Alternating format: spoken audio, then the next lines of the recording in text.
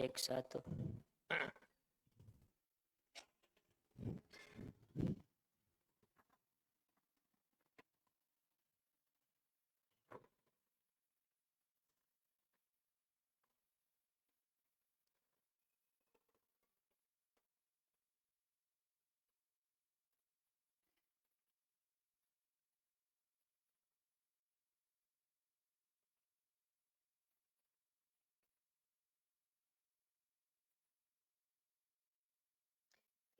Oke, mari aja kemari, biar lapang sana.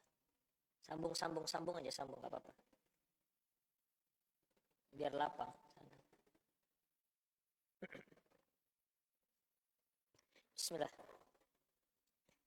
Assalamualaikum warahmatullahi wabarakatuh. Innal hamdalillah nahmaduhu wa nasta'inuhu wa nastaghfiruh wa na'udzu billahi min shururi anfusina wa sayyiati a'malina may yahdihillahu fahuwal muhtadi wa may yudlil falan tajida lahu waliyyan mursyida. Asyhadu an la ilaha illallah wahdahu la syarika lah wa asyhadu anna Muhammadan 'abduhu wa rasuluh alladzi la nabiyya ba'dah. Wa qala Allah Subhanahu wa ta'ala ya ayyuhalladzina amanu taqullaha haqqa tuqatih wa la tamutunna illa wa antum muslimun ya ayyuhalladzina amanu taqullaha wa qulu qawlan sadida yuslih lakum a'malakum wa yaghfir lakum dhunubakum wa man yuti'illaha wa rasulahu faqad faza fawzan 'azima ya ayyuhan nasu taqu rabbakumul ladzi khalaqakum min nafsin wahidah wa khalaqa minha zawjaha wa batha minhuma rijalan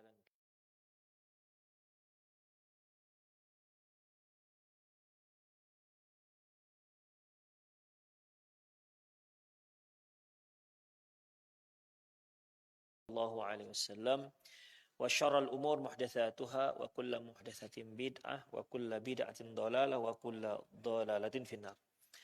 Ikhwah azanallahu wa iyyakum, kembali kita bertemu pada kajian kitab Tauhid. Kita masuk pada bab yang ke-18, yaitu majaa anna sababa kufri bani Adam tarkihim dinahum huwa al-ghuluw fis salihin. Bab tentang penyebab kekafiran, penyebab kufurnya anak Adam adalah dikarenakan sebab kufurnya anak Adam dikarenakan mereka dan sampai meninggalkan agamanya dikarenakan berlebihan dalam mengagungkan orang-orang soleh. Di sini Syekh Muhammad bin Abdul Wahhab, beliau ingin menjelaskan bahwasanya salah satu perkara yang sering terjadi, penyebab kesyirikan yang sering terjadi di kalangan kaum muslimin, yaitu berlebihan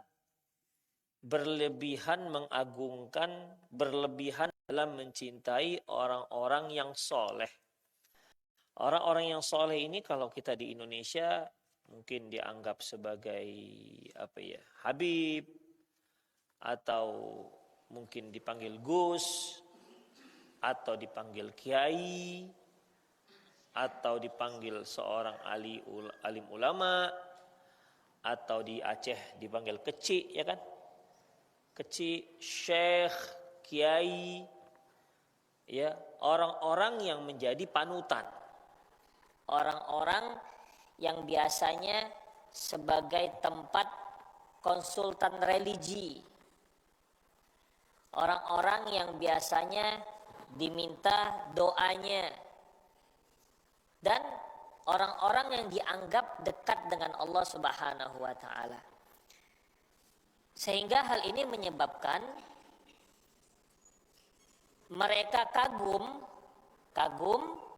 terhadap orang-orang seperti ini, sehingga menyebabkan kekaguman itu tumbuhnya kasih sayang yang berlebihan dan pengagungan yang berlebihan. Ini yang diinginkan oleh Syekh Muhammad bin Abdul Wahhab, bahwasanya ini merupakan salah satu penyebab jatuhnya manusia pada kesyirikan. Makanya ikhwah, Rasulullah pernah mewanti-wanti kaum muslimin, la tatruni kama atratin nasara Isa bin Maryam. Janganlah kalian mengagung-agungkan aku sebagaimana orang-orang Nasrani mengagung-agungkan Isa ibnu Maryam. Jangan, ya. Tetapi katakanlah aku adalah hamba Allah dan Rasulnya.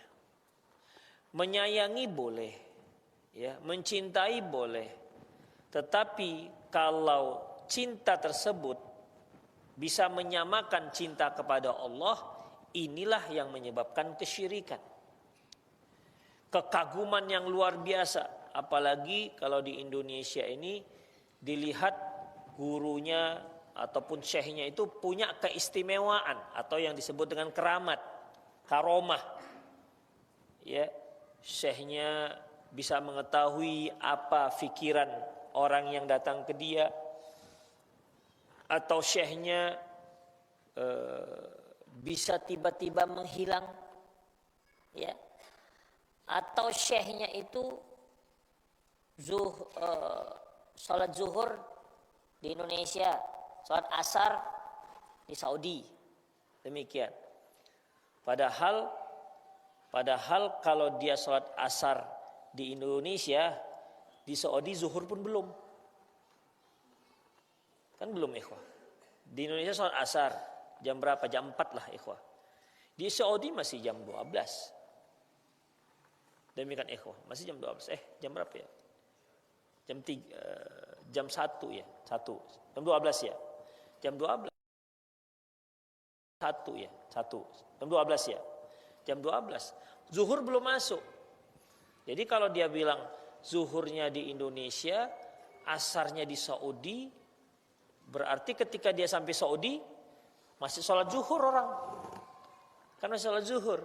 Itu gimana ceritanya? Tapi begitulah. Ya, atau seperti adanya hikayat-hikayat yang tidak jelas, seperti adanya bocoran dari sumur Zam-Zam yang ada di Saudi itu bocor sampai ke Panteglang. Itu, ikhwah, mungkin antum pernah dengarlah kisahnya. Tapi begitulah. Saya sendiri pernah mendengar kisah cerita dari salah seorang yang di sana, orang Indonesia. Dia bilang guru-gurunya kami ke Saudi itu naik daun kelor. Antum pernah nengok daun kelor? Itu kan kecil. Tapi begitulah, ya. Dan yang cerita-cerita seperti ini, ikhwah, cerita-cerita seperti ini yang membuat semakin kagum. Karena apa? Satu yang dianggap keramat. Dan banyak hal lain. Ketika ada orang yang mau tobat, kurang harta, nanti diambillah tanah atau pasir. Nih untukmu. Pasir nanti jadi emas misalnya. Demikian. Atau daun pisang dilipat-lipat, nih jadi duit cepet limpul misalnya. Ya. Tapi begitulah, ikhwah, ya. Dan ini saya kira kita kecil tuh sering kita dengar yang seperti ini. Tapi akhirnya membuat orang-orang kagum.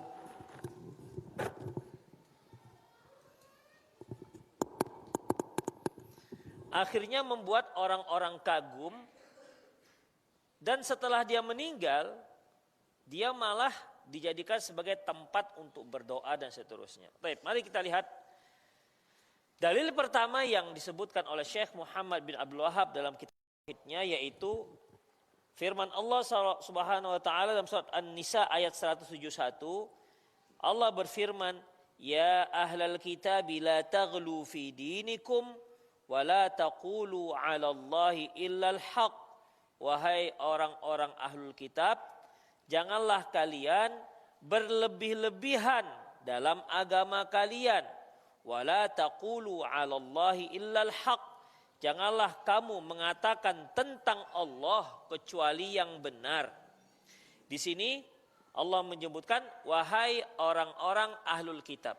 Ikhwah, perlu antum ketahui bahwasanya orang kafir itu terbagi dua. Pertama disebut dengan ahlul kitab, yang kedua disebut dengan orang musyrik.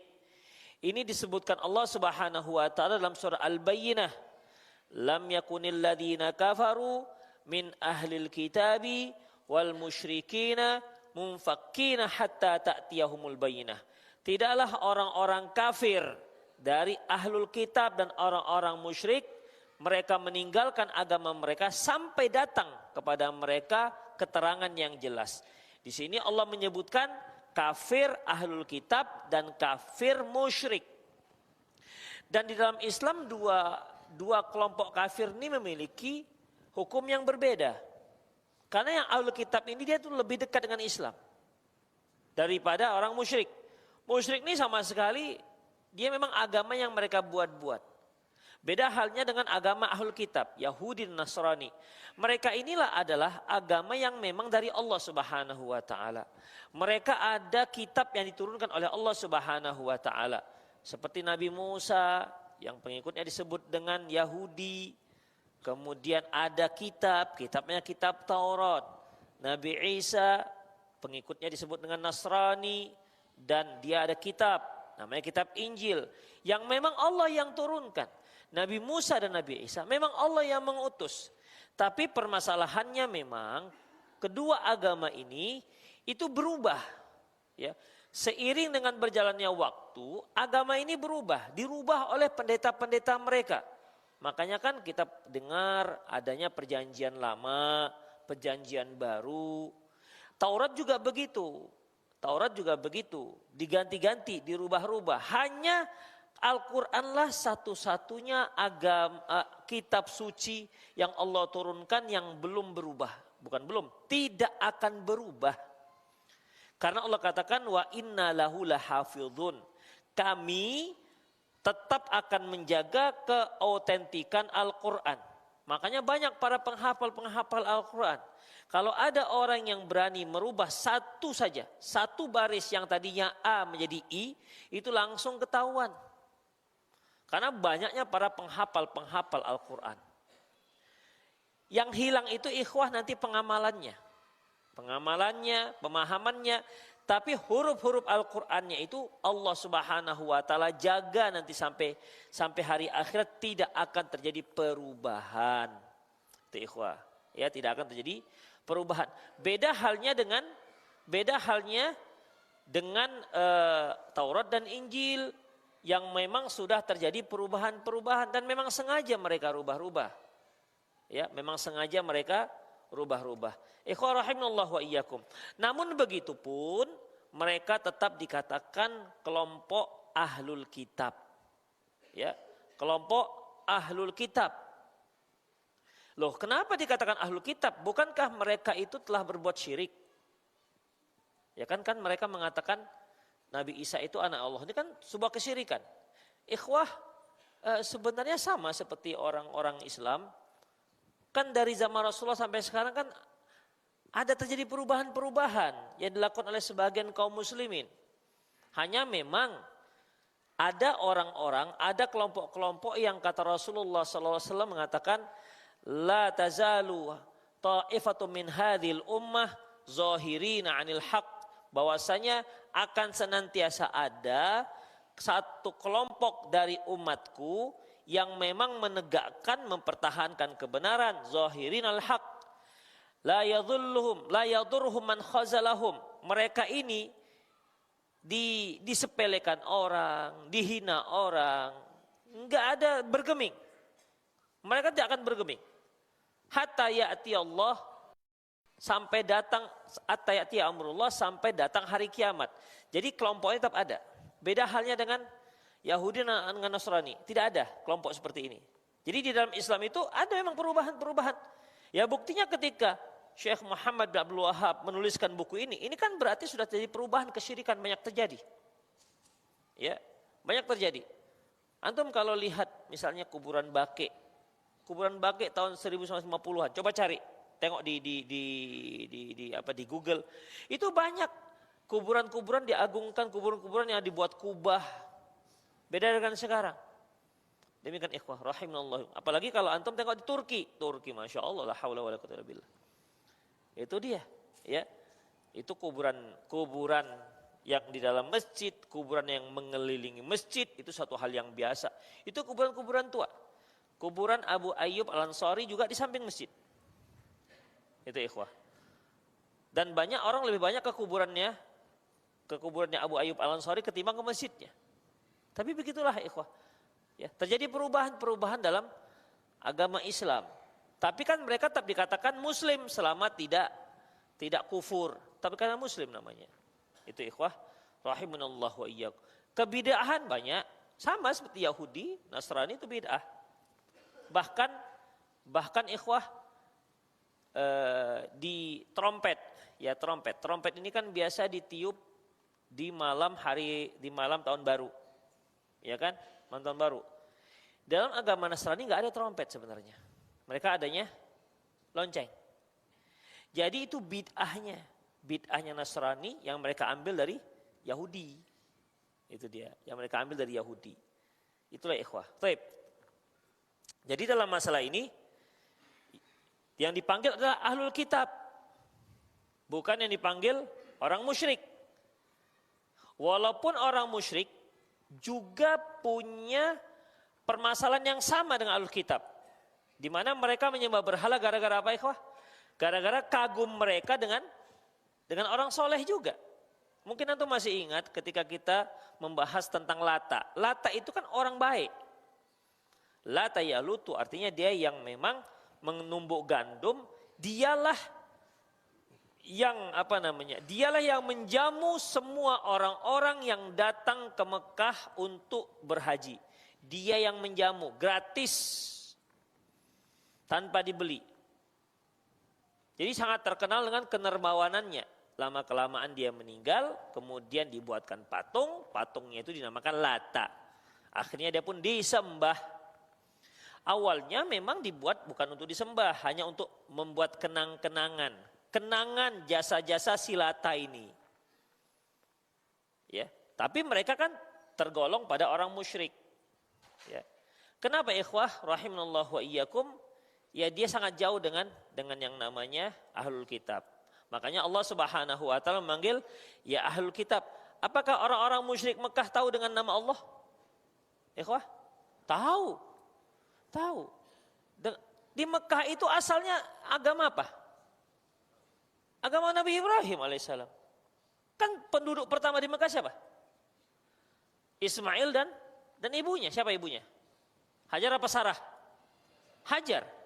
Demikian. Kemudian datang suku yang lain dan menetap di sana, jadilah berkembanglah kota Mekah. Awalnya kan agama tauhid di situ. Awalnya agama tauhid, tapi lama-kelamaan bergeserlah menjadi agama musyrik di situ ikhwah. Jadi mereka mengenal dengan yang namanya Allah. Mereka mengenal dengan yang namanya Allah Subhanahu wa taala. Tetapi mereka tidak ada kitab. Makanya pada zaman Rasulullah sebelum datang Islam, ahlul kitab itu terkenal lebih ilmiah, ya, terkenal lebih cerdas ketimbang orang-orang musyrik. Orang musyrik ini kan agama yang mereka kira-kira. Tapi kalau ahlul kitab mereka punya dasar rujukan hukum. Mereka punya kitabnya. Makanya mereka dikatakan ahlul kitab. Ya. Orang musyrik umumnya nggak bisa baca. Orang musyrik umumnya nggak bisa baca. Karena mereka tidak punya kitab. Demikian ikhwah. Rasulullah juga bisa nggak baca? Rasulullah juga nggak bisa baca. Loh, kok nggak bisa baca? Iya, Allah yang mengatakan, wa ma kunta tatlu min qablihi minal kitabi wa la takhuttuhu biyaminik. Ya Muhammad, sesungguhnya kamu tidak bisa baca dan kamu juga tidak bisa menulis dengan tangan kananmu. Jadi Rasulullah itu Rasul ummi. Rasul ummi artinya Rasul yang buta huruf. Karena kaumnya juga kaum yang buta huruf. Beda halnya dengan Yahudi dan Nasrani. Ini orang-orang yang cerdas, orang-orang yang pintar yang mereka bisa baca. peradaban mereka itu lebih tinggi dibandingkan orang-orang musyrik. Demikian ikhwah rahimanallah, itulah orang-orang Yahudi dan orang-orang Nasrani. Baik. Ya Alkitab, makanya dipanggilnya Alkitab. Ya Alkitab, la taghlu fi dinikum. Kalian tuh jangan berlebihan dalam agama kalian. Artinya ikhwah, berlebihan dalam agama ini kalau dalam Islam yaitu seorang yang dalam mengamalkan Islam dia melebihi dari batas yang seharusnya. Misalnya sholat subuh 2 rakaat, dia lakukan 12 rakaat.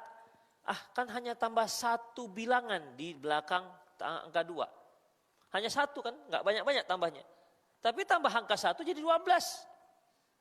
Demikian 12 rakaat dia buat. Pak, ini jelas dikatakan hulu berlebihan. Tambah 1 aja berlebihan, apalagi tambah 12. Demikian ikhwah. Karena melebihi dari yang seharusnya. Melebihi dari yang seharusnya. Demikian ikhwah. Jadi apa saja yang melebihi dari seharusnya, maka dia dikatakan hulu. Dalam bahasa kerennya itu apa ya?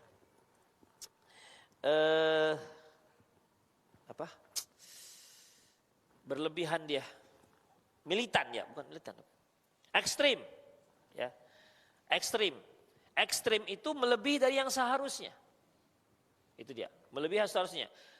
Makanya ada militansi ekstrim misalnya. Artinya orang-orang yang mengagungkan sang guru tapi melebihi dari seharusnya. Melebihi dari seharusnya. Kan bisa kita lihat bagaimana di antara kaum muslimin ada yang dengan gurunya itu Masya Allah hormat, sayang tapi berlebihan. Berlebihan, sujud, dicium kakinya, begitu. Ya. Ada lagi saya lihat di YouTube itu tampar pakai sandal. Tak, begitu. Ya. Ya mungkin sandal barokah itu. Dianggap sandal barokah. Yang masalah barokah kan sudah kita bahas nih kan, yang juga menyebabkan kesyirikan. Itu ikhwah. La taghlu fi dinikum. Jangan kalian berlebihan dalam agama kalian. Wala taqulu 'alallahi illa bil haqq. Janganlah kamu berbicara tentang Allah kecuali yang benar. Artinya yang ada dasarnya dari Quran dan Sunnah Rasulullah sallallahu alaihi wasallam. Innamal Masihu Isa bin Maryam. Sesungguhnya Al-Masih itu Isa ibnu Maryam Rasulullah. Dia itu hanyalah utusan Allah. Jadi maksudnya di sini untuk membantah mereka tidak benar kalau kalian katakan Nabi Isa itu Tuhan. Tidak benar kalau kalian katakan Nabi Isa itu adalah anaknya Tuhan. Tidak benar. Ya. Jadi ikhwah pada zaman Rasulullah perubahan agama Nasrani itu sudah terjadi. Ya, sudah terjadi. Pada dasarnya agama Nasrani adalah agama tauhid. Karena dalam soal Maidah Allah Subhanahu wa taala firman, "Wa idz qala Allah ya Isa." Ketika Allah Subhanahu wa taala, "Ya Isa, inni mutawaf." Wa idz qala Allah ya Isa, "A anta qulta ya Isa bin Maryam." Ketika Allah berkata, "Wahai Isa bin Maryam, a anta qulta lin-nasi ittakhiduni wa ummi ilahaini min dunillah." Ya Isa ibnu Maryam, ini Allah berkata, benar kamu yang menyuruh orang-orang agar menjadikan kamu dan ibumu dua Tuhan selain Allah. Dua Tuhan selain Allah. Orang-orang Nasrani kan mempercayai Trinitas, 3 Tuhan. Pertama Tuhan Allah. Kalau orang Arab mengatakan Allah. Kalau orang di sini di Indonesia mengatakan Allah. Itu dia. Ya, antara Allah dengan Allah. Orang Padang juga kata Allah. Allah. Allah makan, Allah. Demikian. Ya. Jadi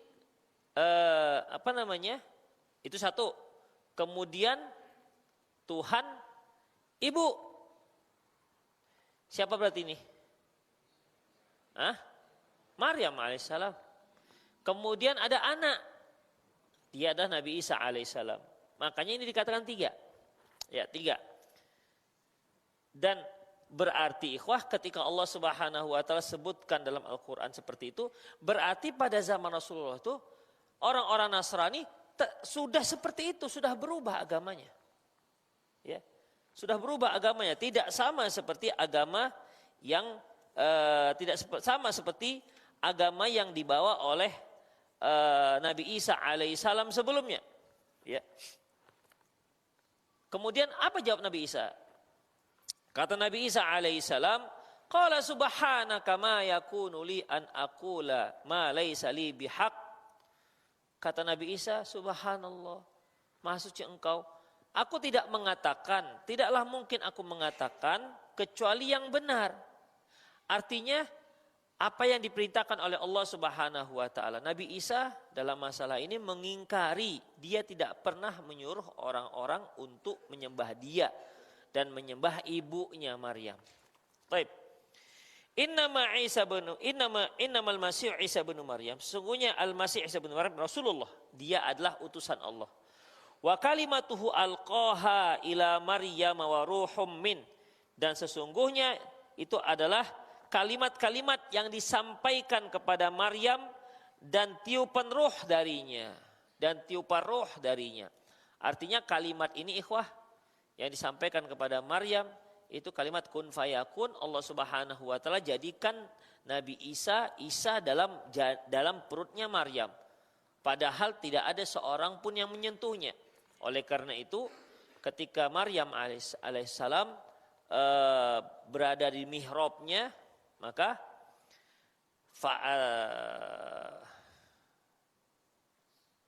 Allah Subhanahu wa taala menyebutkan bahwasanya, gimana bunyinya ayatnya dalam surat Maryam? Ada yang ingat? Wadhkur fil kitab Maryam itu.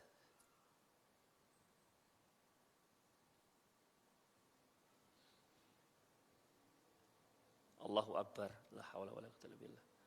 Ada yang ingat? Wadhkur fil kitab Maryam idin tabadat min ahliya makanan qasiyya.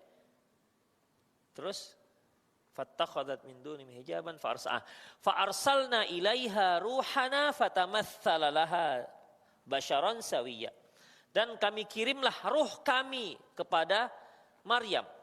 Di situ maksudnya malaikat Jibril. Fatamatsala laha basyaran sawiyya, dan Jibril ini menjelma menjadi seorang manusia yang sempurna. Bertemu dengan Maryam. Maryam seorang wanita, Jibril seorang pria. Menjelma sebagai seorang pria. Dan memang ikhwah dalam sejarah, Jibril itu selalu menjelmanya berupa laki-laki, enggak perempuan. Ya. Laki-laki. Dan orang-orang Quraisy meyakini bahwasanya malaikat itu adalah anak Allah yang perempuan. Makanya Allah Subhanahu wa taala menyebutkan alakumudz dzakar wa lahul untha tilka idzan qismatun dhiza. Kalian kasihkan pilihan untuk Allah, kalian katakan ada punya anak perempuan, sementara kalian memilih anak laki-laki, anak perempuan kalian bunuh. Tilka idzan qismatun dhiza, ini merupakan pembahagian yang tak adil. Nah, di antara orang-orang musyrik Quraisy ini meyakini bahwasanya malaikat-malaikat itu merupakan anak perempuannya Allah Subhanahu wa taala. Itu ikhwah. Tapi malaikat Jibril tidak pernah menjelma menjadi perempuan, sepengetahuan saya. Pernah kan menjelma ketika dia mendatangi Rasulullah dengan hadis yang masyhur dengan hadis Jibril, pernah dengar? Ya, bainama nahnu julusun 'inda Nabi sallallahu alaihi wasallam ittala 'alaina rajulun syadidus thiyab syadidu biyadis thiyab syadidu sawadi sya'ar la yura alai atharus safar wa la ya'rifu minna ahadun, dan seterusnya. Jadi ada seorang yang datang tiba-tiba ketika kami duduk-duduk, dibilang orang musafir enggak juga, dibilang kami kenal juga enggak. Orang musafir enggak ada tanda-tanda musafir, dikatakan orang mukim enggak ada tanda-tanda orang mukim karena enggak ada yang kenal. Nah, kemudian dia tanya ditanya tentang Islam, ditanya tentang iman, ditanya tentang ihsan, ditanya tentang hari kiamat. Di akhir hadis Rasulullah mengatakan kepada Umar, ya Umar, atadri manis sa'il? Umar, tahu enggak kamu siapa itu yang bertanya? Umar mengatakan, Allah wa Rasulullah alam, hanya Allah dan Rasulnya lah yang tahu. Kemudian Rasulullah mengatakan, innahu Jibril. Dia tadi itu Jibril, atakum yu'allimukum dinakum, dia datang memang sengaja untuk mengajarkan agamamu. Jadi Jibril pada waktu itu menjelma dengan bentuk laki-laki, sama seperti Maryam. Ya, farsalna ilaiha ruhana fatamatsala laha basyaran sawiyya. Maka kami utuslah Jibril menemui Maryam. Ya, waktu itu memang sendiri. Ya, Maryam waktu itu sendiri. Qalat inni a'udzu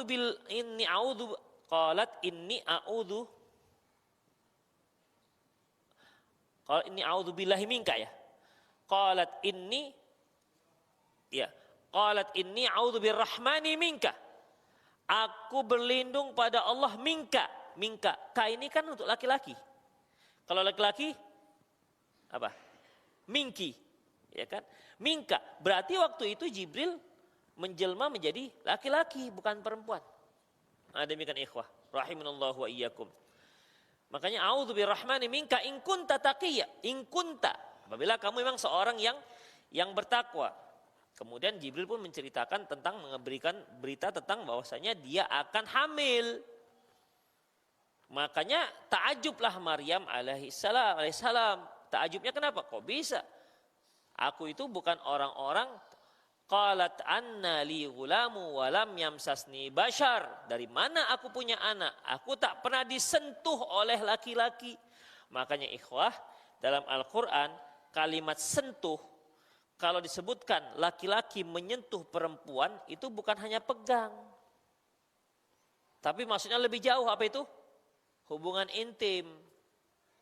Makanya banyak para ulama yang menyebutkan ketika disebutkan aula mastumun nisa, salah satu pembatal wudu, engkau menyentuh wanita, menyentuh di sini maksudnya bukan sekedar pegang, tapi hubungan intim.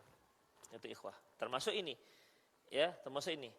Walam yamsasni bashar, dan aku juga tidak pernah disentuh oleh laki-laki. Taib.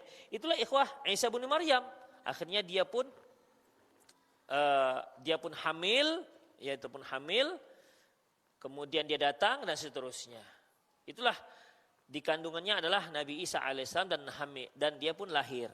Itulah dia kalimatuhu alqaha ila Maryam, ya. Kalimatu alqaha ila Maryam wa ruhum minhu. Baik.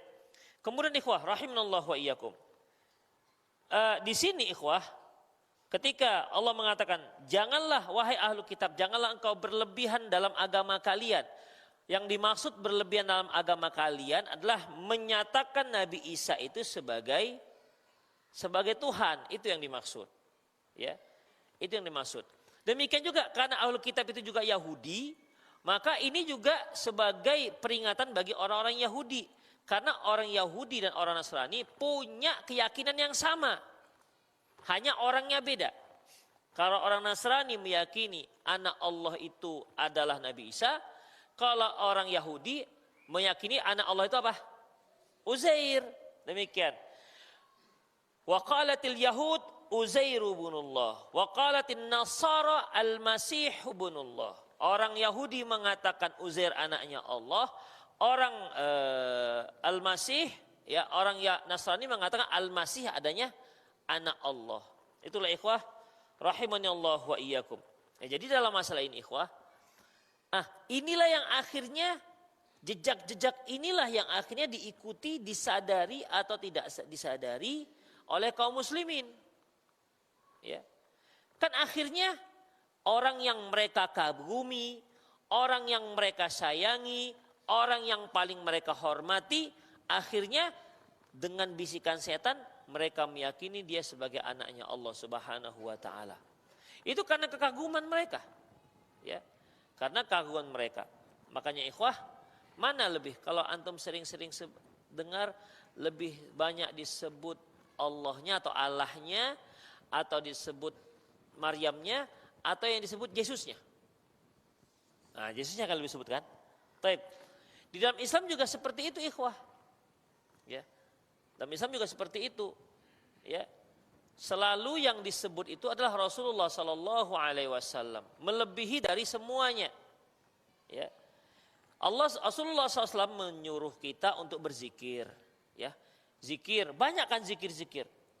Tapi sebagian orang lebih mengingatkan sallu ala nabi, salawat atas nabi.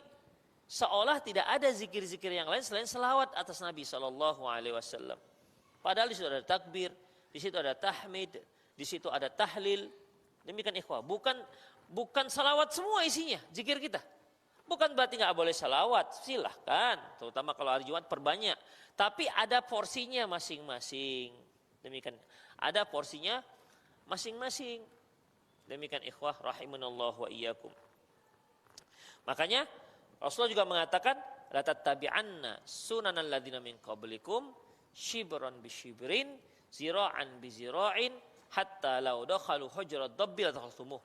Kalian akan mengikuti umat-umat sebelum kalian sejengkal demi sejengkal, sehasta demi sehasta, sampai-sampai kalau mereka masuk ke lubang biawak kalian akan ikut.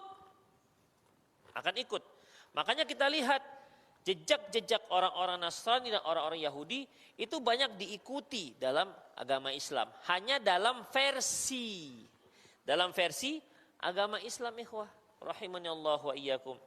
Ketika orang-orang Nasrani punya peringatan lahirnya Nabi Isa, maka orang Muslim juga memiliki lahirnya Rasulullah. Ketika orang Nasrani punya peringatan tahun baru, maka orang Muslim punya peringatan tahun baru Hijriah. Ketika orang-orang Nasrani memperingati hari kenaikan Isa Al-Masih, maka kaum muslimin punya hari Isra Mi'raj.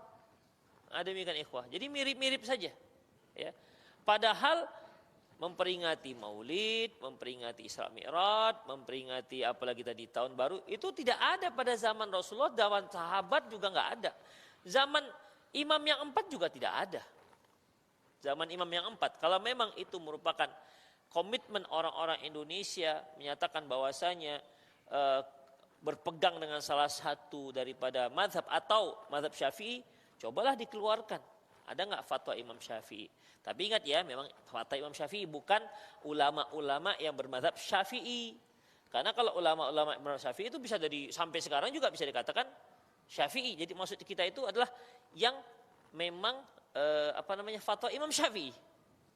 Ada demikian ikhwah, azallahu wa iyyakum. Baik, selanjutnya ikhwah rahimanallahu wa iyyakum. Selanjutnya ikhwah,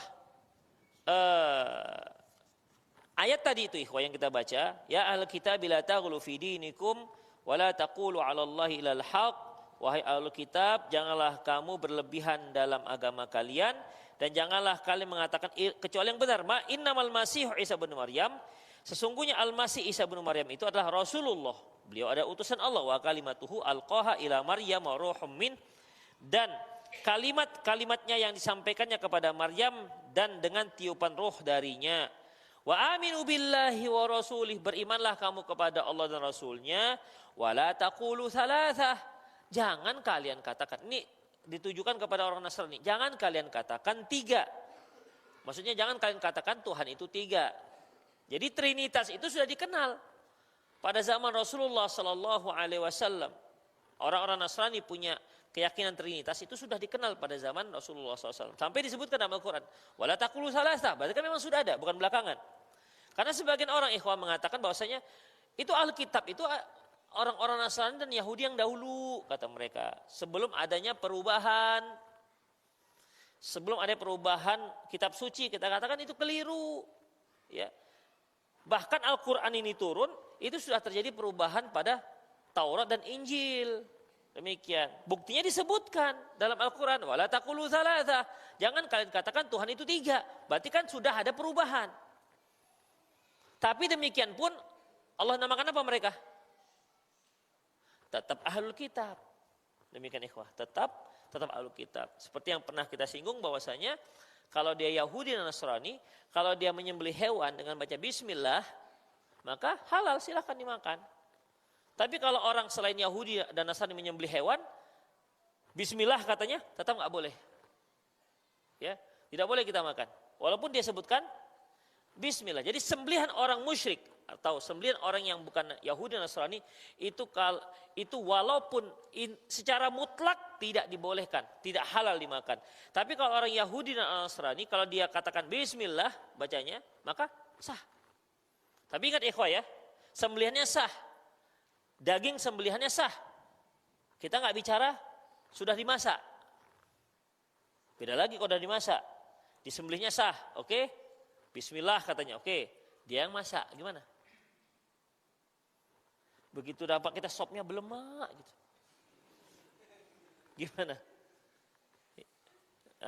Itulah lagi ceritanya. Tidak lagi, ya.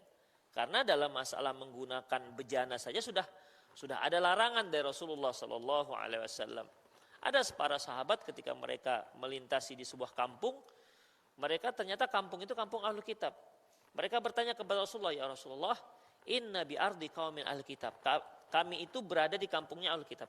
Afana kulu fi aniyatihim. Bolehkah kami makan menggunakan mangkuk-mangkuk mereka, bejana-bejana mereka? Kata Rasulullah, enggak boleh. La ta'kulu fiha. Jangan kalian gunakan. Illa alla tajidu ghairaha. Kecuali kalau enggak ada yang lain.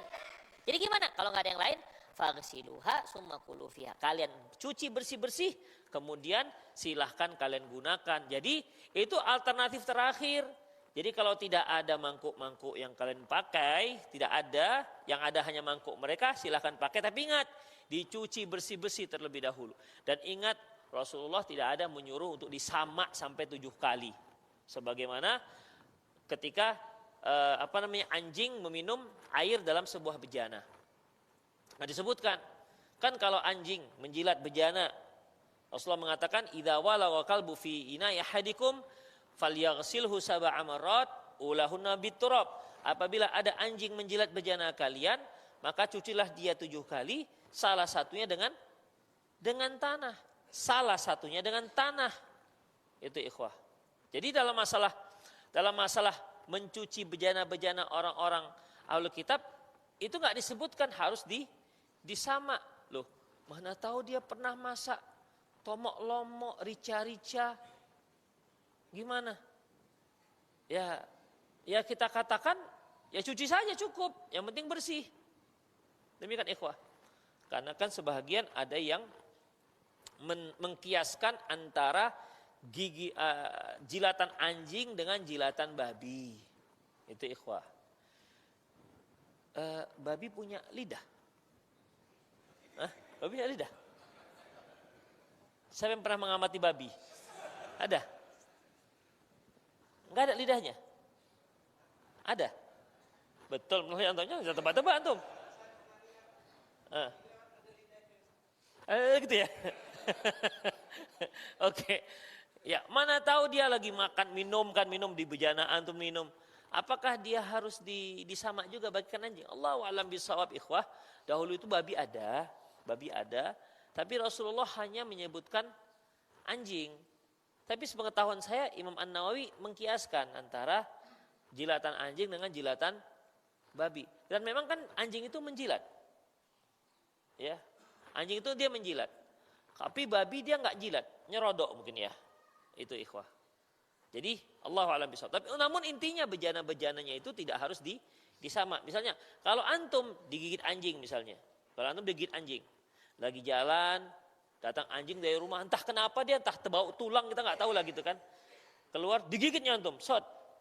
Apa yang antum lakukan terlebih dahulu?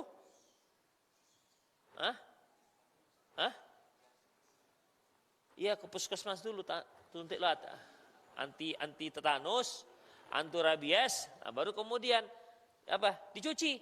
Atau kalau nggak ada tindakan pertama antum ambil sabun cuci batangan itu digosok. Dicuci pakai sabun batangan itu, tempat yang digigitnya itu. Sampai bersih, itu tindakan pertama. Insyaallah itu lebih meringankan. Baru kemudian pergi ke rumah sakit untuk suntik rabies. Demikian ikhwah. Jadi itu gimana? Apa perlu bersama? Enggak perlu cari sama, cukup dibasuh saja sampai bersih. Demikian ikhwah. Itulah dia. Ya, jadi adanya perbedaan antara hasil sembelihan orang Ahlul Kitab dengan hasil sembelihan orang Nasrani, musyrik. Misalnya dia orang Buddha, dia Bismillahi Allahu Akbar katanya. Pas Bismillahi Allahu Akbar.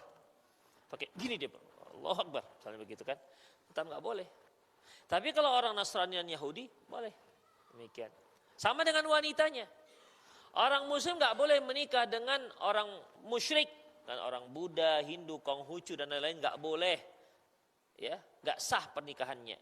Tetapi dia dibolehkan menikah dengan wanita-wanita Yahudi dan wanita-wanita Nasrani. Sah pernikahannya dalam Islam.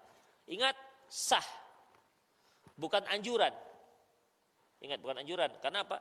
Karena kan pernikahan itu kan sebuah komitmen yang harus dijaga. Di sana ada nilainya, di sana ada sebuah kewajiban, yaitu menyelamatkan keluarga dari api neraka. Kalau nikahnya dengan orang Yahudi gimana menyelamatkannya? Jelas tidak akan terselamatkan. Tapi secara yuridis formal Qur'ani itu dianggap sah. Kalau mereka setelah itu melakukan hubungan intim tidak dikatakan zina. Itu ikhwah, ya, dikatakan zina. Terus gimana syarat pernikahannya? Udahlah, jangan tanya lebih jauh lagi. Apa ada rencana? Kan nggak ada rencana kan? Tapi kita menyatakan sah gitu aja ikhwah. Rahimanallahu wa iyyakum. Ya, itulah dia. Kemudian ikhwah azallahu wa iyyakum, terkait dengan firman Allah ini, tapi udahlah ya. Agak ngantuk saya. Baik, demikian ikhwah. Insyaallah kita lanjutkan di kajian yang akan datang. Aku lu qauli hadza wa astaghfirullah li wa lakum. Wassalamu muslimin innahul ghafurur rahim. Ada yang mau nanya silahkan, langsung boleh atau melalui di 0813 600 600 61. Ustadz, apa hukumnya membeli emas dengan cara uang ditransfer lebih dahulu dan mengambil emasnya keesokan hari? Uang transfer terlebih dahulu, emasnya besok. Allahu a'lam bissawab ikhwah. Kalau beli emas ini, dia harus ya dan biadin, artinya harus kontan dan harus diambil pada waktu itu. Demikian. Tidak antum beli emasnya belakangan atau emas belakangan nanti bayar di emas ambil di luar kemudian bayar belakangan. Sepengetahuan saya itu terkait dengan masalah emas. Dia memang lebih ketat lagi. Allahu a'lam bishawab, apalagi dalam kondisi sekarang ini emas itu bisa naik bisa turun. Artinya ketika kita bayar, oke, mungkin ada ya jual emas online ya. Ada jual emas online. Oke, emas online kita beli sekarang, ternyata besok emas yang hari ini emas 15.000 misalnya, 15.000. Misalnya 960.000 rupiah misalnya. Kita transfer duitnya. Besok emasnya saya ambil lah, iya. Ternyata besok turun anjlok emas menjadi 800. Gimana jadinya? 800.000. Memang kan harga emas kan begitu. Nggak dinamis dia. Kadang naik, kadang turun. Siapa yang rugi seandainya turun harga emas? Pembeli. Taib, dibeli sekarang, besok diambil. Ternyata besok naik harga emas, misalnya menjadi 1 juta. Kan sempat emas sampai 1.200.000. Terus siapa yang rugi? Nah, penjual. Ya, jadi Allahu a'lam bishawab dalam masalah ini. Allahu a'lam nggak boleh. Ya, jadi ya dan biadin, artinya dia ambil dan kontan pada waktu itu dan langsung dia al-qabdu di penteras terima. Tidak ada yang tertunda. Ya. Tidak ada yang tertunda. Adapun barang-barang yang lain boleh, ikhwah. Seperti kalau antum mau beli ikan, udah transfer sekarang, besok duitnya boleh. Besok ikannya, ya, besok ikannya boleh. Kalau mahar boleh nggak transfer sekarang, besok nikahnya?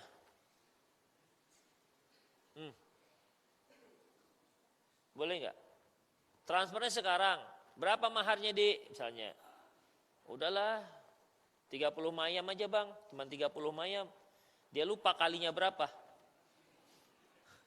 1 mayam kan 3 3,5 gram kan, hampir 100 juta berarti. Ya, transfer sekarang. Tapi nikahnya nanti, misalnya seminggu lagi, boleh nggak? Hah? Itu nggak ada apa-apa, nggak masalah ikhwah. Ya. Atau nikahnya sekarang, maharnya nanti, agak-agak sebulan lagi, atau cicil selama 3 tahun, boleh nggak? Mahal nyicil 3 tahun. Dia disetujunya bisa 30 mayam, berarti kan 100 juta. Dicicilnya sebulan sekian, udah ada lah MOU-nya. Udah. Menerima nikahnya dengan catatan dia harus mencicil maharnya satu bulan sekian. Boleh nggak? Boleh. Dengan mahar 30 mayam, kredit selama 3 tahun. Boleh? Boleh, ikhwah. Semoga ada yang mau akhwat kayak gitu. Tip, ikhwah, berapa maharnya itu memang harus disebut apa enggak? Hah? Apakah harus disebut maharnya? Sebenarnya enggak harus disebutkan, ikhwah. Ya, mahar itu antara kita keluarga dengan keluarganya akhwat aja. Enggak disebut tuh enggak apa-apa. Kalau kita di sini Masya Allah disebutkan maharnya, yang maharnya bukan yang maharnya, kata Tuan Kadi, bahasanya dengan mahar. Nggak boleh yang maharnya, dengan mahar. Terpaksa ngulang lagi. Gitu. 3 kali dimandikan laki-lakinya. Gara-gara harus teksnya tepat. Itu ikhwan. Ya sebenarnya tidak disebutkan. Makanya kalau orang-orang Arab itu juga kalau dia mahar, bimahrin madhkur, gitu aja. Dengan mahar yang disebutkan. Mungkin malu disebutkan atau memang nggak biasa disebutkan. Ya kalau mahar madhkur, maksudnya seperangkat alat sholat. Seperangkat alat sholat itu kan sajadah. Sajadah itu di pajak ikan 35.000. Ya kan? Apalagi telekung. Telekung di Sukarame satu set itu ya insya Allah yang cepet limpul ada. Cepet limpul tambah 35.000, masih 85.000. Apalagi perangkat alat sholat. Antum lah yang dulu perangkat alat sholat jangan pura-pura lupa. Pura-pura, padahal dia dulu seperangkat alat sholat juganya. Apalagi isi perangkat alat sholat itu? Quran. Iya, Quran yang kecil-kecil itu aja. Atau cari-cari Quran yang kan banyak sekarang Quran gratis kan? Kan banyak Quran gratis. Udah, dianggap gratis berarti nggak bertambah biaya. Apalagi? Nggak ada yang lain. Tasbih. Tasbih jangan masukkan ikhwah. Kain sarung. Oke, kain sarung. Kain sarung apa ini? Banyak model-modelnya. Ada yang murah, ada yang mahal. Ya insya Allah 300.000 pas. Ya kan? Bimahrin madhkur. Gitu kan? Nggak ketahuan isinya. Boleh kok.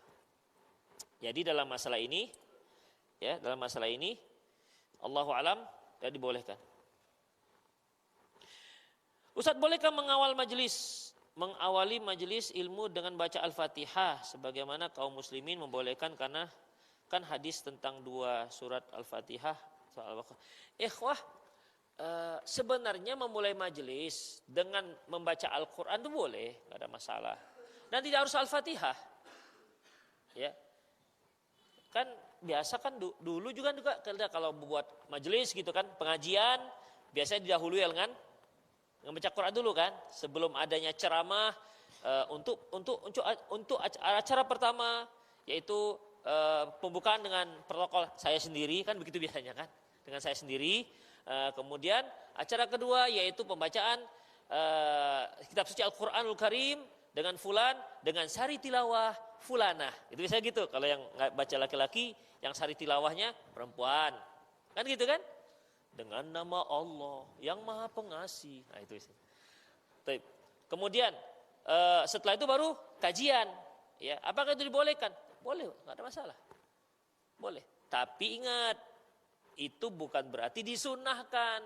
Kalau nggak seperti itu berarti kurang mantap. Nggak juga, boleh aja. Ya.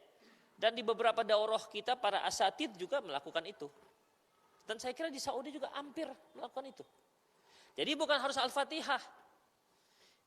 Bukan Al-Fatihah.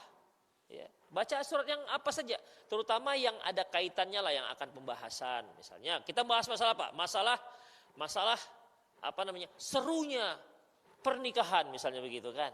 Nah, mungkin dibacakan ayat surah Rum, wa min ayatihi dan seterusnya yang cocok dengan itu misalnya. Enggak harus Al-Fatihah. Kalau acaranya misalnya pelajaran ruqyah, apa kira-kira ayat yang dibaca? Ayat kursi mungkin ya. Ayat kursi. Demikian. Dan seterusnya. Itulah ikhwan. Boleh. Jadi tidak harus Al-Fatihah. Ya, tidak harus Al-Fatihah, tidak harus Al-Baqarah, tapi apa saja yang insya Allah dibolehkan. Allahu a'lam. Ustaz, akhir-akhir ini sedang maraknya perkembangan Syiah Rafidhah di Indonesia. Kok akhir-akhir ini ketinggalan kereta nih kawan ini? Kok akhir-akhir ini? Syiah itu udah dari dulu, ikhwah, dari dulu. Karena mereka dengan bebasnya diberi panggung di berbagai media sosial dengan wadah penyebaran kesesatan mereka bagi masyarakat luas. Bagaimana upaya kita untuk mencegah pergerakan penyebaran? Udah banyak, ikhwah. Udah berbusa mulut nih pun. Ya. Udah banyak dari mulai sisi media, pengajian, tulisan, sudah banyak. Ya. Ustadz, izin bertanya, bagaimana hukum sholat menggunakan mukena berwarna putih yang sedikit terawang di bagian tangan dan kaki karena memakai pakaian rumah pendek? Ikhwah, yang namanya menutup aurat itu syaratnya, ya. Pertama menutup aurat, yang kedua tidak transparan, yang ketiga yaitu tidak ketat. Ini persyaratan dasar dalam menutup aurat. Dan untuk laki-laki, aurat laki-laki beda dengan aurat ketika dia sholat dengan ketika dia tidak sholat. Untuk laki-laki, auratnya ini pundak harus tertutup. Ya, pundak harus ditutup. Demikian. Tapi kan kalau selain sholat boleh dia nggak pakai tertutup pundaknya. Karena aurat laki-laki antara pusat dan lutut. Demikian ikhwah. Jadi kalau seandainya mukenanya menerawang bagian tangan dan kaki, berarti nampaklah bentuk kakinya betis yang bulat, masya Allah itu kan. Nampak terawang, Allahu Akbar, nampak ketiaknya itu, begitu, nampak nerawang. Berarti nggak boleh, berarti kan tidak memenuhi tutup aurat. Sama dengan bapak-bapak juga begitu. Kita sayangnya bapak-bapak ini untuk istrinya ketat, untuk dia tidak. Terutama ketika goes itu, dari mulai pinggulnya, pahanya yang tipis kecil itu nampak semua bentuknya. Demikian. Ya kan dia pakai legin kan rata-rata, pakai legin. Itu ikhwah. Ada lagi sudah pakai legin, ada tambal lagi tuh pelapis di bagian pinggul. Ada pelapisnya. Mungkin supaya nggak lecet kali ya. Nah, itu nggak dibolehkan ikhwah. Ya, nggak dibolehkan. Karena dia membentuk sama perempuan dan laki-laki sama. Jadi dia harus bagaimana? Jadi kita Ustaz harus pakai kain sarung. Yang nyuruh antum pakai kain sarung goes itu siapa? Kan nggak ada aku bilang tadi gitu kan? Ya. Pakailah yang lebar gitu, bukan harus pakai kain sarung. Pakai jubah, Ustaz, aku pakai jubah. Nggak harus pakai jubah, apa goes pakai jubah? Ya, pakailah kain sarung. Kok jadi? Pakailah yang lebar, jangan yang sempit, tertutup antara pusat dan lutut. Nah, begitu ikhwah, jangan juga nerawang. Sering nggak antum lihat bapak goes, pahanya ketat? Sering, itu ikhwah. Ada yang semi, dia pakai legin sampai betis kan ketat tuh. Terus pakai celana boxer, ya kan? Tapi celana boxernya 2/3 paha, ya sekitar setengah jengkal di atas lutut masih nampak. Ini sama ikhwah, nggak dibolehkan. Demikian. Saya lihat yang udah ngaji juga begitu. Rasanya macam takjub, mau saya jewer aja itu. Jenggot segini. Demikian ikhwah. Jadi itulah dia. Jadi bagi antum-antum yang suka berenang, yang suka goes, memang mereka nggak pakai segitiga gitu berenang ya enggak, ya. Tetap ditutup, tapi itu dia seringnya tidak memenuhi syarat. Demikian. Mama juga, ya, mama juga ketika dia berenang bersama akhwat-akhwat yang lain, ya, itu nggak boleh membentuk. Ustadz, kami berenangnya pakai cadar. Ada itu berenang pakai cadar dia. Ya, jadi gimana? Ketika dia bangkit dari air gimana bentuknya? Begitu. Ya, kecuali dia pakai dari pusat sampai lutut itu pakai ember deh. Jadi begitu nggak membentuk. Misalnya begitu, nggak membentuk, misalnya begitu. Ya nggak ada masalah. Karena memang aurat antara wanita dengan wanita kan antara pusat dan lutut. Nah, dari aerial itu dia pakai kan ember begitu. Jadi dia tetap tetap nggak membentuk. Kan orang-orang Eropa dahulu kan mereka pakai pakaian besar, panjang. Kenapa dia bisa kembang? Itu kan ada keranjangnya di dalam. Nah, mana tahu akhwat itu pakai keranjang juga dalam itu ketika mau berenang. Jadi itu juga harus diperhatikan. Juga antum kalau berenang rame-rame, ya kan? Di mana kemarin? Iya, itu dia di situ, tempatnya murah, kan tempat murah. Murah, meriah. Kemudian ketika berenang, begitu. Ya juga hati-hati. Hati-hati, jangan prinsip karena sama-sama cap lonceng nggak masalah, nggak dibolehkan, tetap harus dijaga aurat. Ana mau tanya, bagaimana cara membantah keluarga saya yang memiliki pemahaman wahdatul wujud? Membantah, masya Allah, sedap juga ini membantah. Ikhwah, antum nggak usah bantah. Jadi gimana? Ajak aja diskusi atau hal-hal yang penting mereka ketahui. Karena bagaimanapun ikhwah, wahdatul wujud ini manunggaling kaula Gusti. Nah itu berpadunya antara manusia dengan Allah. Jadi saking parahnya yang meyakini ini, dia katakan tidaklah aku kecuali Allah dan tidaklah babi-babi dan anjing-anjing itu kecuali Allah. Kan ini betul-betul kurang ajar ikhwah. Ya. Jadi bagi mereka semua yang ada itu adalah Allah, perwujudan dari Allah Subhanahu wa taala. Itu dia. Makanya ini kufur. Para ulama sepakat bahwasanya wahdatul wujud itu kufur. Antum beli buku pembahasan itu, kemudian bantahan-bantahannya. Tapi jangan dibantah lah, diskusi aja. Ya, diskusi. Apalagi kalau antum mengajak wahdatul wujud ya, sini mari kita bantah-bantahan. Jangan bantah-bantahan, diskusi, ngomong, ngobrol. Jika kita memegang bejana yang sudah dijilat anjing, tapi kita lupa untuk mensamak tangan kita dan kita menyentuh benda itu, apakah benda yang tersentuh perlu disamak juga untuk dibersihkan? Ikhwah, yang disamak itu, ya Allahu a'lam bishawab, bukan semua benda, tapi benda-benda yang ada kaitannya dengan makanan. Seperti bejana air misalnya, periuk misalnya, kuali misalnya.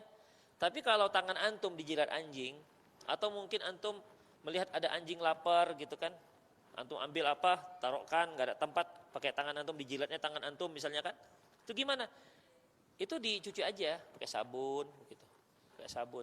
Tidak harus antum cari-cari lumpur sampai sekali ya, salah satu dengan lumpur atau dengan tanah. Itu dia. Jadi itu Allahu a'lam bishawab, hanya dengan untuk hal-hal yang sifatnya terkait dengan makanan, dengan bejana makanan. Allahu a'lam bishawab. Jadi kalau antum ada bejana itu jilat anjing, udah jilat anjing, jadi gimana? Antum pegang yang tempat jilatan. Ya ini juga nggak punya kerjaan, ngapain sudah terlanjur di untuk apa? Ya kan? Tapi oke lah, anggap aja lah. Mungkin gitu kan.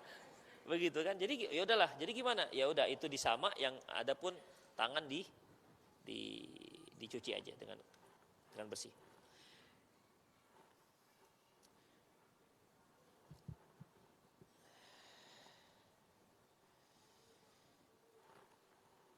Ada yang langsung ikhwah? Ya.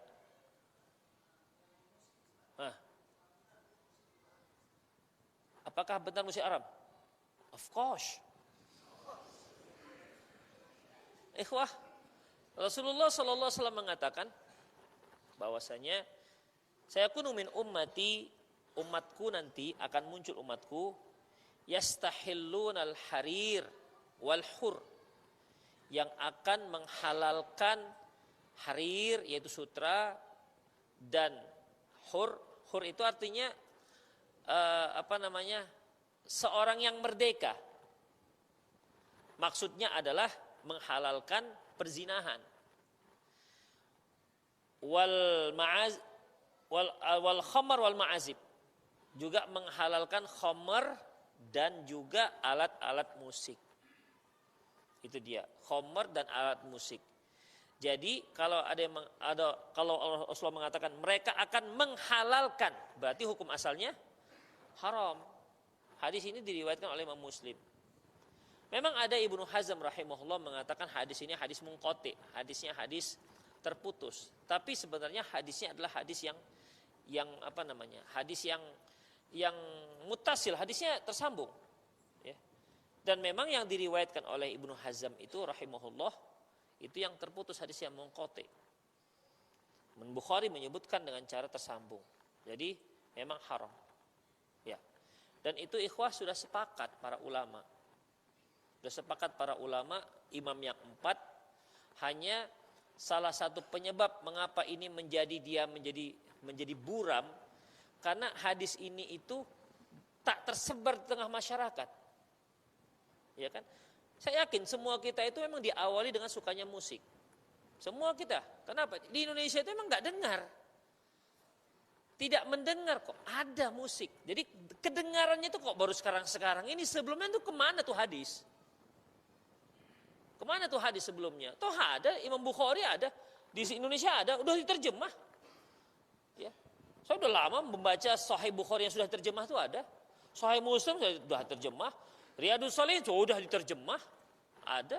Bahkan yang pakai kalau pakai jadi itu udah pakai de jadi itu pakai d.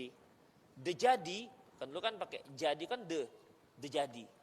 Masih ejaan lama lagi. Ada sudah Riyadhus Shalihin. Demikian ikhwah. Dan di situ ada hadisnya. Tapi entah kenapa dulu itu kenapa nggak tersebar yang ini. Mungkin ketika baca pelajaran lompat kali ya. Lompat berikutnya. Demikian ikhwah. Dan ini memang penyebab salah satunya mengapa hukum musik itu menjadi buyar, menjadi buram dia. Yang sudah jelas menjadi buyar. Ditambah lagi dengan adanya para ustadz yang mendukung. Yang mendukung, enggak apa-apa itu musik. Ya. Enggak apa musik. Yang haram itu suara sendok kamu ketika makan kedengaran dengan tetangga. Suara sendok yang kamu makan kenyang terdengar oleh tetangga yang kelaparan. Itu ikhwah. Tahu nggak tuh siapa yang ngomong ini? Hah? Saya nggak sebutkan nama. Demikian ikhwah. Loh, memang kalau kita makan lagi kuntung begitu. Demikian kan tidak ikhwah. Ya. Yang dikatakan suara musik haram itu adalah suara klakson mobilmu yang membuat yang kamu tidak mempedulikan tetanggamu yang miskin. Begitu. Oh, klakson juga termasuk. Jadi yang seperti ini ikhwah, pemahaman-pemahaman yang entah dari mana datangnya. Nah, bagi para pendukung-pendukung halalnya musik, apalagi sampai memang dia penghidupannya dengan musik, hidupnya di atas musik, ya yang seperti ini akan mendapat sambutan yang gegap gempita bagi mereka. Ya, akan mendapat sambutan gegap gempita. Nah, hanya ada memang sebagian ustadz mengatakan yang nggak boleh itu musiknya kalau yang nggak Islami. Tapi kalau ada musik yang sudah masuk Islam, boleh. Jadi musik Islami. Begitu. Saya juga nggak tahu entah kapan itu musik masuk Islam, nggak tahu saya. Entah kapan dia mu'alafnya. Jadi ikhwah, ya itulah sekarang. Jadi kalau dia musiknya isinya Islami, nggak apa-apa. Itu dia. Ya sekarang musik itu kan isinya Islami. Apa saja antum bisa buat liriknya lirik Islami. Ya kan? Tapi yang namanya orang-orang yang menyanyikan itu sebenarnya yang mereka sukai bukan liriknya, tapi yang mereka sukai musiknya dengan alunannya itu sebenarnya. Demikian kan ada musik-musik yang musik pop isinya ingat mati, ingat apa? Hah? Ingat mati kan apa? Pura-pura nggak tahu dia. Ingat mati, ingat apa? Gak bisa dipancing Demikian, ingat mati, ingat apa lagi lah begitu. Demikian ikhwah. Ya, ingat di situ ada sholat, ingat sholat begitu juga kan ikhwah. Saya pernah mendengarnya langsung, ada yang nyanyikan lagu ini. Saya pernah tinggal di suatu tempat. Tetangga itu menyanyikan lagu ini. Yang di situ kan isinya ada ingat mati, istighfar gitu kan, ingat sholat. Setahu saya dia nggak pernah sholat, tapi dia melakukan lagu ini. Itu kan menunjukkan bahwasanya yang dia suka itu lirik-liriknya aja, bukan isinya. Demikian ikhwah. Ya udah ya ikhwah, demikian aku qouli hadza wa astaghfirullah li wa lakum. Wal muslimin innahu wal ghafur rahim. Subhanakallahumma bihamdik asyhadu an la ilaha illa anta astaghfiruka wa atubu ilaih. Walhamdulillahirabbil alamin. Assalamualaikum warahmatullahi wabarakatuh.